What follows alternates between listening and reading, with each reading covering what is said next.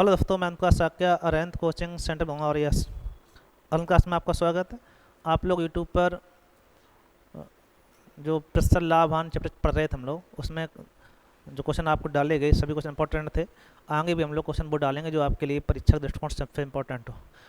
Percentage लाभ आने से चैप्टर जहाँ क्वेश्चन हर परीक्षा में आते रहते हैं, ठीक है। तो उसमें से जो क्वेश्चन आपके पेपर में खूब आते हैं उन पर चर्चा कर रहे हैं हम लोग। तो आप लोग देखिएगा, लाइक शेयर करिएगा और भी बच्चों को जोड़िएगा, ठीक है।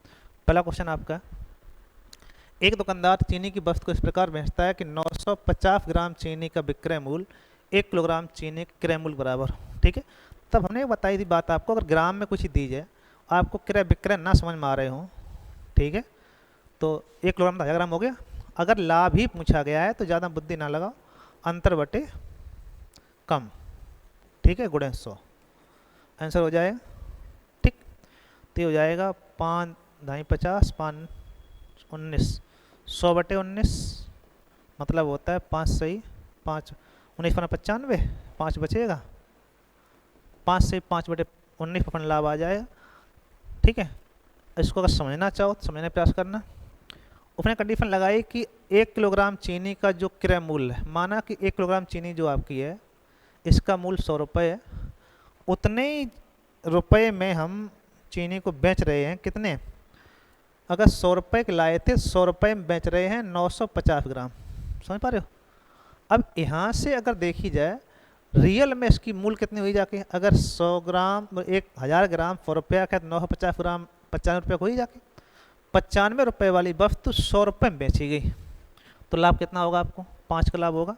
5 का लाभ 100 पर सॉरी 95 पर गुणे 100, बात वही है, ठीक है। 5 19 यहाँ पे आ जाएगा आपका, ठीक है। तो एक ही कंडीशन है, चाहे आप ऐसे लगा लो चाहे डायरेक्टली लगा दो, कोई दिक्कत नहीं। चलो अगला देखते हैं हम लोग, चल रहा है सही से। एक व्यक्ति ने एक घोड़ा एक गाड़ी 20,000 रुपये में खरीदा।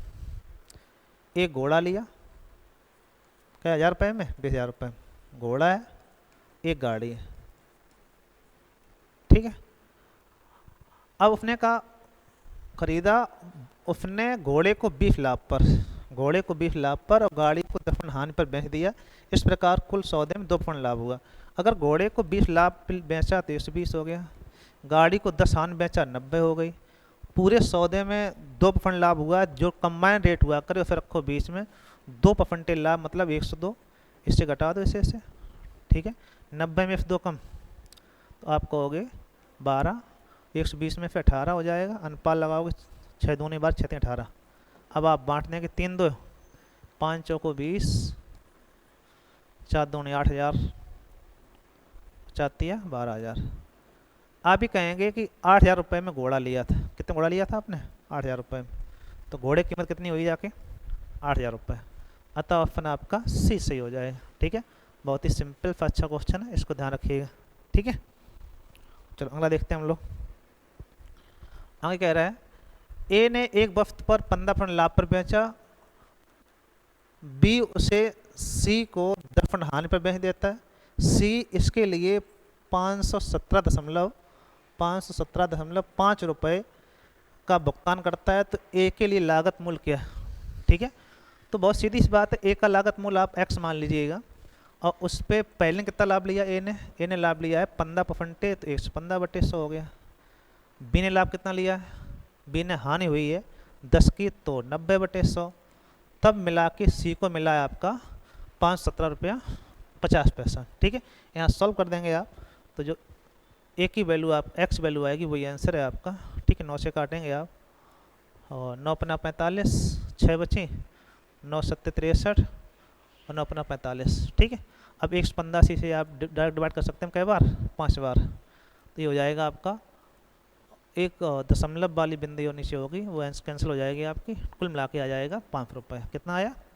500 रुपये, ठीक है। तो आप कहेंगे ए ने उस वस्तु के लिए 5 रुपये खर्च किए होंगे, तो बहुत ही अच्छे क्वेश्चन है, आप लोग इसको देखना जरूर, ठीक है।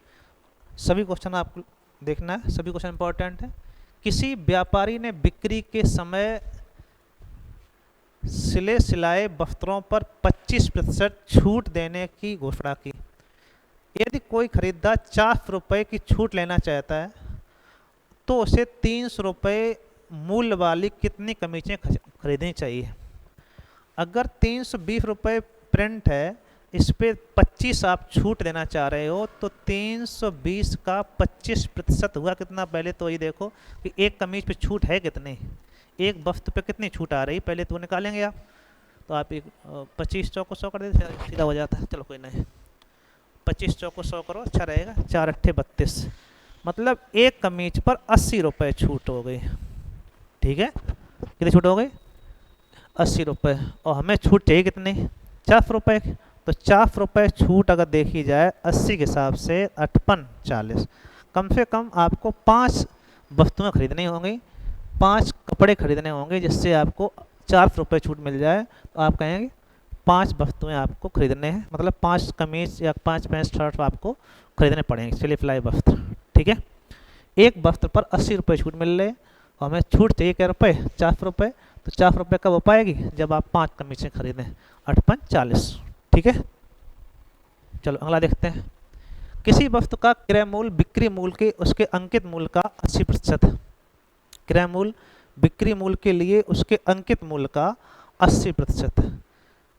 क्रय जो है वो अंकित मूल्य का कितना है, 80%। तो ध्यान देना आप लोग, अगर अंकित मूल्य 100 रुपये है,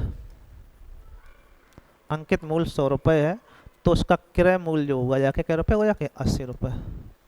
ठीक है, अब 12% बट्टा देने के उपरांत छूट किस पे दी जाती है, अंकित मूल्य पर। 100 रुपये अगर अंकित था, इस पे 12 छूट दिया, तो बिक्री कितनी हुई, बिक्री कितना हो जाके 100 में से 12 कम, 88 के बेचा। हाँ करो। अब आप कहेंगे 80 खरीद थी, 88 की बिक्री है, कै रुपया लाभ होगा आपका, 8 रुपये लाभ हो गया। कितने पर, 80 पर। ठीक है भाई, लाभ हमेशा क्रय मूल्य पर दिया जाएगा, ये बात आपको ध्यान रखिएगा। तो आप कहेंगे 10% लाभ हो गया, अतः ऑप्शन आपका सी से।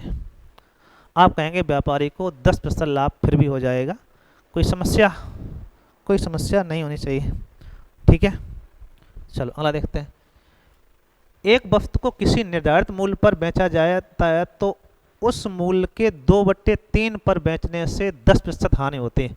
आरंभिक और फिर बेचने पर कितने % लाभ होगा। अब जब यह क्वेश्चन है 2/3 3/4 जब भी बेचने को आ जाए, तो या तो 300 400 मार्क लगा दो, और जहाँ तरह आप करिएगा 100 मार्क लगाइएगा। बाद में अनुपात से काम चलता है। जैसे माना कि निर्धारित मूल्य आपका 100 रुपये है, अंकित मूल्य कहो या निर्धारित मूल्य कह लो हम लोग, कितना रुपये है, 100 रुपये। इसका हमने 2/3 बेचा, तो बेचेगा 200/3 का, 100 गुणे 200/3, ये होगी बिक्री कीमत। क्या हो गई, बिक्री कीमत। अब आपको देखना ये होता है कि बिक्री कीमत पे हमें क्या हो रहा है, 10% हानि हो रही है। तो माना क्रय मूल्य हमारा x है, क्रय आप x मान लीजिएगा, इस पे 10 हानि 90/100, तो यहाँ से क्रय निकलेगा आपका 2000/27, 2000/10 का गुणा हो जाएगा और नीचे 27, ये आपका क्रय आ गया। क्रय आपका निकला 2000/27, 27। ठीक है भाई, अब ये पूछ रहा है कि उसे आरंभिक निर्धारित मूल्य पर ही बेचें, मतलब 100 रुपये में बेचें। बिक्री आपकी कितनी हो गई, 100 रुपये की। अनुपात लगाएंगे तो 2 बिंदी कैंसिल हो जाएंगे आपकी, तो 20:27। ठीक है, मतलब 20 रुपये के लाए होंगे तो 27 बेच रहा है। क्या होगा भैया, बोलो क्या होगा आपको लाभ, क्या रुपये हुआ जाके 7 का कितने पर, 20 पर गुणे 100, 20 पंचे 100, 7 बना 35% लाभ हो जाएगा। कोई दिक्कत किसी को, किसी प्रकार के। ठीक है भाई, अच्छा क्वेश्चन था, किसी की समस्या नहीं होनी चाहिए। एक व्यापारी हाथ की एक घड़ी 450 रुपये में खरीदता है, इसका सूची मूल्य ऐसा निर्धारित करता है ताकि 10% बट्टा देने के बाद 20% लाभ हो जाए।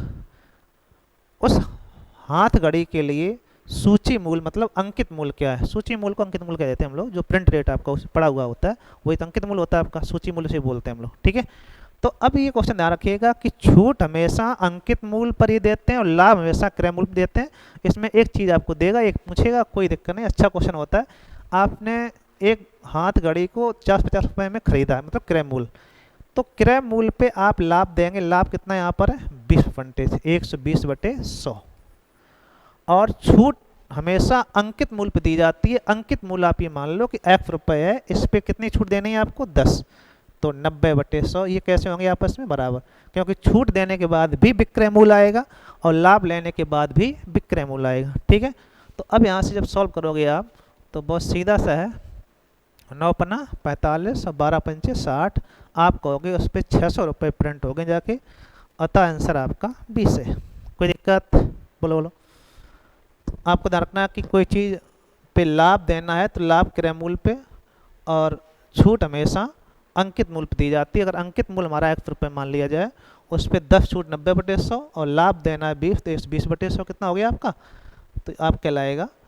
यहाँ से सॉल्व करेंगे तो आप 9×45 और 12×5 = 60, कितना आ गया आपका 600 रुपये हो गया। ठीक है भाई, चलो अगला देखते हैं। एक व्यक्ति ने एक घोड़ा 15% लाभ से बेचा, अभी 15 लाभ बेच रहा है। यदि उसने 25% कम में खरीदा होता, 60 रुपये अधिक बेचा होता, तो उसे 32% लाभ हो जाता। ठीक भाई, तो आप देखिएगा एक घोड़ा 15% लाभ पर बेचा जाता है। अगर 100 रुपये उसकी कीमत थी, 15 लाभ, तो 115 हो गया। ठीक, आप कह रहे हैं कि 25% कम में खरीदें, तो 75 में खरीद लिया। 100 वाली चीज़ 25, ये विक्रय मूल्य है, ध्यान रखना आप लोग, और ये आपका नया क्रय मूल्य हो गया। इसे 60 रुपया कम में बेचे, -60 रुपये, ये रुपये ध्यान रखना आप लोग। तब आपको जाके कहीं पे 32% लाभ हो रहा है, तो लाभ हमेशा क्रय मूल्य देते हैं, तो लाभ दो क्रय मूल्य पे 132/100। 25 × 75, 25 × 4 = 100, 4 से काटेंगे, 4 × 12, 1 बचा, 4 × 33, 99। अब आप देखो, पहले बिक्री थी 115 की, अब बिक्री कितने की है 99, तो इन दोनों में परसेंटेज डिफरेंस कितना आया, तो ध्यान से कि क्या सही है, 4 × 12, 1 बचा, 4 × 12 होता। अब 33 × 99 हो गया आपका। पहले बिक्री आपकी 115 थी, अब कितने की है 99 की, तो क्या परसेंटेज कम हुआ 16%। 16% वैल्यू कितनी है 60, एक निकालेंगे आप 60/16, पूरा कितना होता है हर चीज़ 100 होती है, तो 100 का मल्टीपल कर लेंगे आप।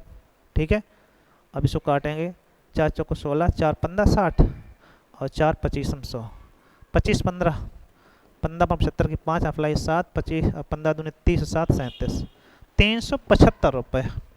आप कहेंगे इसकी बिक्री जो होगी वो फॉर घोड़े का क्रय मूल्य कितना होगा आपका 375 रुपये का होगा जाके। कोई दिक्कत है?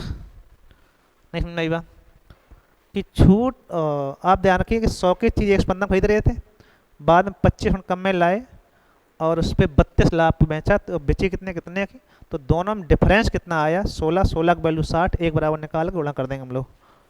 ठीक है भाई, हाँ करो, अच्छा क्वेश्चन था। चलो एक और हो जाए। ए किसी वस्तु को बी को 25% लाभ पर बेचता है, बी उसे सी को 20% लाभ पे, सी उसी वस्तु को डी को 10% लाभ पर बेचता है, डी उसके लिए 330 रुपये खर्च करता है।